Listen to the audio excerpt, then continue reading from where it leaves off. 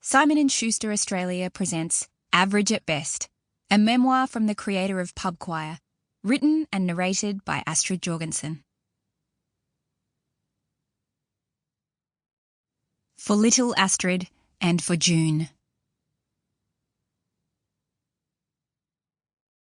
Introduction. My first car was a glorified sheet of aluminium foil called a Daewoo Matiz. I was 19 years old and couldn't afford to buy a car, so I was ecstatic when Philip, one of my older brothers, bequeathed it to me when he left Australia to study abroad. He'd been driving it for a few years and told me to take care of it. I felt an incredible freedom sitting in this tiny metallic bubble, even though the whole vehicle wobbled from the breeze of any passing truck, motorbike, or pedestrian. Not having to catch 2 buses to get to work made me feel invincible.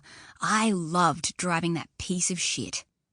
I also can't believe I lived to write this book. One time behind the wheel, I felt some kind of strange, gentle tapping near my feet. At the next red light, I looked down by the foot pedals and saw that my shoes were sprinkled with some sort of black, plasticky substance. What the hell is that? I kept driving.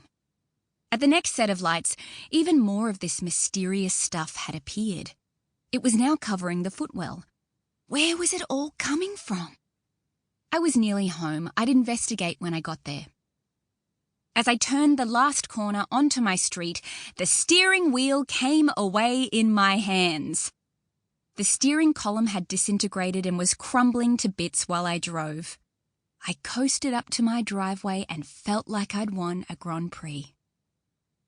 Would you believe that this was not the final straw for the Matiz?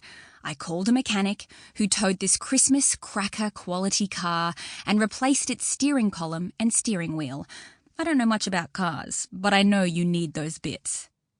This cute little manual stick shift death trap sprayed toxic gas through the air conditioning vents, couldn't drive the speed limit on motorways, and you could forget about taking a passenger if there was an incline involved on the journey.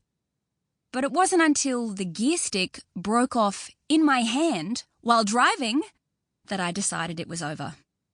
I happened to be in second gear, which is your best option if your gear stick snaps. Once again, I was magically close to home, so I put on my hazard lights, revved slowly to my destination, and re-evaluated my life. In this book, you won't learn anything about self-help or how to win all the time.